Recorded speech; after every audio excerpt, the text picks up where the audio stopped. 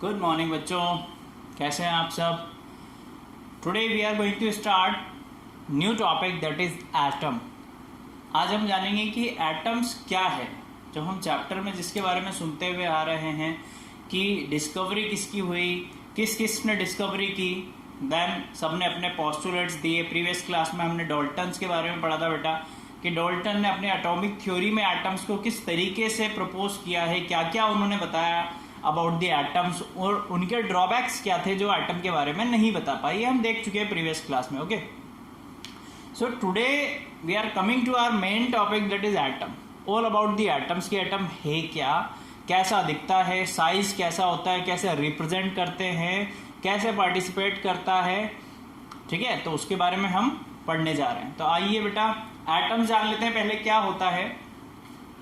तो सबसे छोटा पार्टिकल्स किसी भी एलिमेंट का, या आप बोलें कि किसी भी एलिमेंट की सबसे छोटी यूनिट,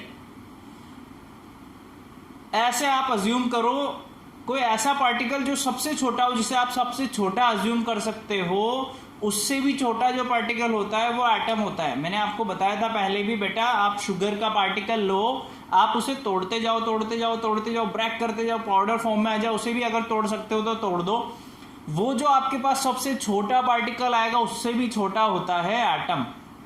यानी हम इमेजिन भी नहीं कर सकते कि कितना छोटा होता है एटम। तो एटम क्या होता है, ऐसा सबसे छोटा पार्टिकल्स जो एग्जिस्ट कर भी सकता है फ्री या फिर नहीं भी कर सकता है, और सबसे छोटा पार्टिकल्स होता है जो किसी केमिकल रिएक्शन में रिएक्ट करता है बेटा, उसे हम बोलते हैं एटम। क्या बोलते हैं? एटम। आई होप आपको समझ में आया होगा एटम क्या होता है। देखो हमने लिखा हुआ भी है यहां पर आपके लिए कि the smallest particles of an atom of an element which may और may not have free existence, जिसका कोई फ्री एग्जिस्टेंस नहीं होता, हमेशा कंबाइन फॉर्म में पाया जाता है। कैसे पाया जाता है भी बताते हैं आपको, but always take part in a chemical reaction is called an atom. अब हमने वहां पर एक बात लिखी बेटा कि एटम कभी भी फ्री स्टेट में नहीं पाया जाता। अगर एग्जांपल के तौर पे अगर हम बात करें, हाइड्रोजन, ऑक्सीजन, नाइट्रोजन, ठीक है, या क्लोरीन ले लो, तो बेटा हमने कभी भी इनको इन फॉर्म में नहीं देखा है। ये हमें किस फॉर्म में मिलते हैं? ओरिजिनली मिलता है हमें H2O2 N2 Cl2 इस फॉर्म में मिलता है। क्यों? क्योंकि एटम हम बोल रहे हैं कि फ्री एग्जिस्ट नहीं कर सकता, वो छोटा पार्टिकल होता है, इसलिए वो क्या हो जाता है, कंबाइन हो जाता है दूसरा एटम के साथ मिलकर, और इस फॉर्म में हमें नेचर में मिलता है। बात समझ में आ रही है? अब देखो भाई, छोटा छोटा आप किए जा रहे हो कि छोटा होता है छोटा होता है, तो कितना छोटा होता है तो हम डिस्कस करेंगे अब साइज ऑफ द एटम के बारे में कि हाउ एटम आर स्मॉल, कितना छोटा होता है। देखो जरा, atoms are extremely small particles, पता है हमें, they can not be seen even under a microscope. इतना छोटा पार्टिकल होता है कि हम उसे माइक्रोस्कोप की हेल्प से भी नहीं देख सकते, हमें दिखाई नहीं देगा। ना कभी ऐसा हुआ था कि एटम को हम माइक्रोस्कोप से देख सकें, बट रिसेंटली जो टेक्निकल डिस्कवरी हुई है बेटा साइंस के फील्ड में, तो एक न्यू तरीके की डिवाइस डेवलप की गई थी, जिससे हमने क्या किया, एटम को देखा है, उसके पिक्चर क्लिक किए हैं। एटम क्या, मिलियंस ऑफ एटम्स को जब आप मिलाएंगे बेटा, आप अज्यूम करना मिलियंस ऑफ एटम्स को जब हम अटैच्ड करेंगे एक साथ, तब हमारा एक कॉपी का पेज बनता है। यानी एक शीट का जो पेपर होता है वो बनेगा, उतना पतला बनेगा जब हम मिलियंस ऑफ एटम्स को ज्वाइंट करेंगे आपस में। तो उस एटम्स को जब ज्वाइन करके देखा गया तो उसका फोटो क्लिक किया गया था, किससे? एक डिवाइस डेवलप हुआ था बेटा, कौन सा? Scanning tunnelling microscope. आ जाता है आपके एग्जाम में कई बार कि जो फोटो क्लिक किया गया था वो किससे किया गया था? स्कैनिंग टनलिंग माइक्रोस्कोप से। ठीक है, which has made it possible to take photographs of atom, जिससे एटम के फोटोग्राफ हमने लिए हैं। ठीक है, इस पर एक A4 साइज का जो पेपर होता है उस तरीके से फोटो लिया गया था एटम्स का। बात समझ आ रही है? चलो अब साइज की बात कर लेते हैं कि कितना फिक्स क्वांटिटी में कितना होता है। क्या आप कहेंगे? तो साइज को इंडिकेट करते हैं बेटा हम उसके रेडियस से, जिसे हम बोलते हैं एटॉमिक रेडियस। एटॉमिक साइज को हम डिफाइन करते हैं उसकी रेडियस पे बेसिस पे, उस रेडियस को हम बोलते हैं एटॉमिक रेडियस, या फिर रेडियाई भी आपको कई जगह मिल जाएगा, ठीक है। तो वो कितनी होती है, वो होती है बेटा 1 नैनोमीटर के बराबर। कितनी? 1 नैनोमीटर। और 1 नैनोमीटर होता है आपका 10⁻⁹ मीटर, या फिर आप इसे लिख सकते हैं 1 मीटर इज इक्वल टू 10⁹ अब देखो यहाँ पर हमने क्या किया, डिफरेंट कुछ एलिमेंट्स लिए हैं, डिफरेंट कुछ हमने यहाँ पर सब्सटेंस उठाए बेटा, और उनका हमने एटॉमिक साइज लिखा है कि कितना एटॉमिक साइज होता है। तो वाटर की अगर बात करूं, सॉरी एक हाइड्रोजन की अगर हम बात करें फर्स्टली, तो हाइड्रोजन का कितना होता है साइज बेटा, 10⁻⁻10 मीटर, जिसे मैं बोल सकता हूं 1 एंगस्ट्रॉम के बराबर होगा। मॉलिक्यूल ऑफ वाटर, यानी 1 मॉलिक्यूल ऑफ वाटर, एक ड्रॉप ऑफ वाटर में कितना होता है साइज एटम का, इतना होता है 10⁻⁹ और इसको ही हम क्या बोलते हैं 1 नैनोमीटर। हीमोग्लोबिन जो होता है हमारे ब्लड में बेटा, उसका साइज कितना होता है उसके एटम का, 10⁻⁸ मीटर। और जो ग्रैन होती है सैंड की, छोटी सी ग्रैन होती है सैंड की, उसका साइज होता है 10⁻⁴ मीटर। आंट का जो साइज होता है वो होता है 10⁻⁻2 मीटर। बात समझ में आ रही, कितना छोटा एटम होता है हम अज्यूम नहीं कर सकते हैं। इतनी बात समझ में आ गई। तो हमने देख लिया एटम क्या है, किस तरीके से देखा गया है, और साइज क्या है।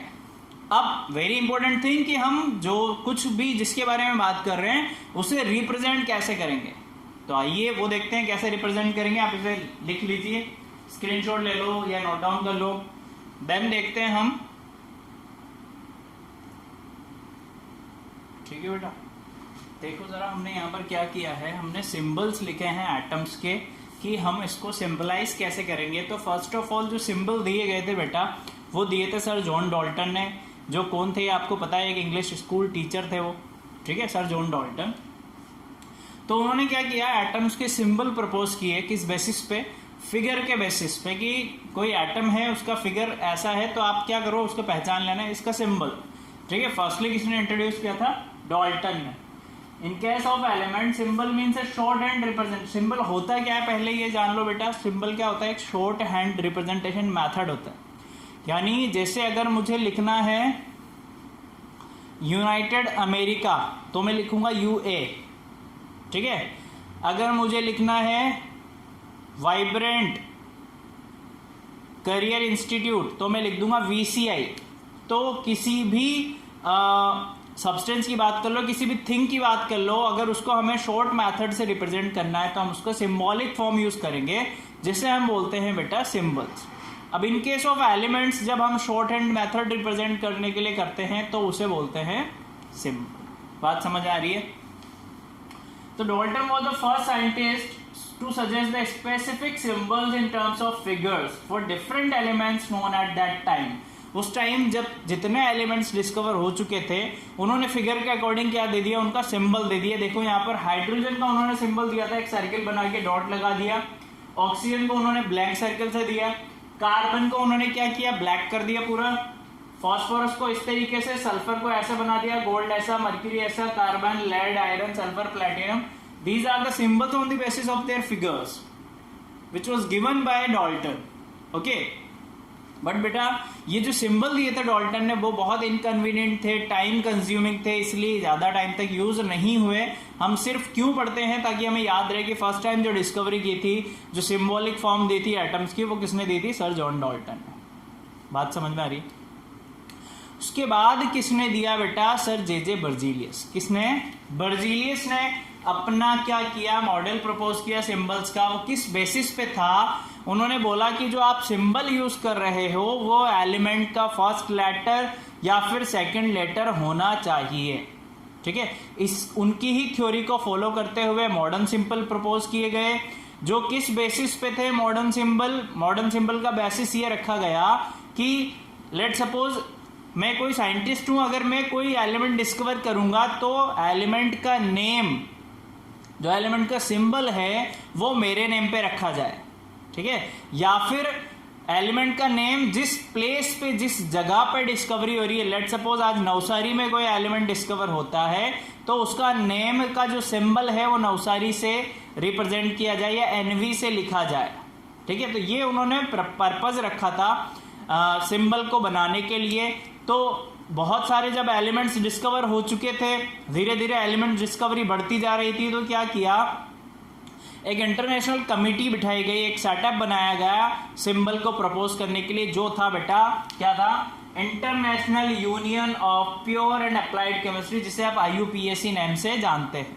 IUPAC क्या करता है, कुछ भी चीज़ आप जैसे कोई डिस्कवरी करोगे तो उसे चेक करेगा क्या सही है या गलत है, आपने जो चीज़ की डिस्कवरी की है वो सही या गलत है, वो चेक करने के लिए एक इंटरनेशनल कमेटी बनाई गई थी जिसका नेम है IUPAC। ठीक है, तो IUPAC के अकॉर्डिंग क्या था कि जो सिंबल होगा वो क्या होगा, किसी साइंटिस्ट के नेम पर होगा या प्लेस के नेम पर होगा जहां पर उसकी डिस्कवरी हो रही है, उनके इंग्लिश नेम पे। और वो इंग्लिश नेम के कैसे यूज करेंगे आप, या तो फर्स्ट लेटर यूज कर लो, या फिर फर्स्ट और सेकंड लेटर आप यूज कर सकते, फर्स्ट और अनदर लेटर आप यूज कर सकते हो, या फिर लैटिन नेम यूज करके आप सिंबल दे सकते हो।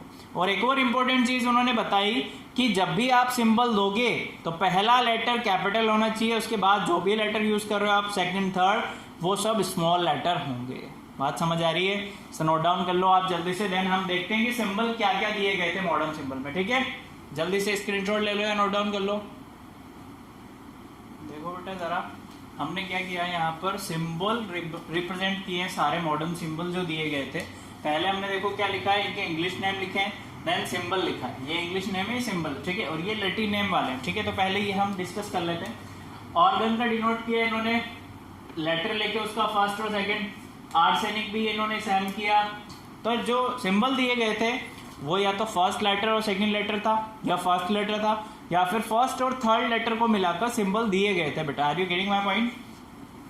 तो दीज आर सिंबल्स जो सिंपली इंग्लिश नेम से बने हुए हैं, है ना। यहां तक देखो ABCD फॉलो किया इन्होंने, ABC फिर DN, फ्लोरीन, हाइड्रोजन, है ना, I lithium, magnesium, nitrogen, neon, phosphorus, platinum, sulphur, uranium, zinc. तो ठीक है, ऐसे जेड तक जितने भी सिंबल बने थे उस टाइम ये है।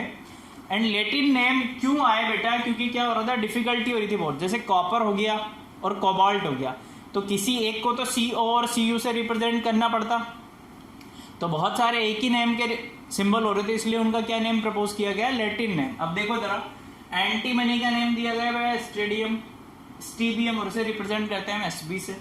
कॉपर हो गया कपरम, गोल्ड हो गया ऑरम, आयरन हो गया फेरम, लेड हो गया प्लम्बम, मर्क्यूरी हो गया हाइड्रोजनियम, पोटेशियम हो गया कैलियम, सिल्वर हो गया अर्जेंटम, सोडियम हो गया नाइट्रियम, टिन हो गया स्टेनम, और इनके सिंबल्स। बात समझ में आ गई, सिंबल्स कैसे दिए गए।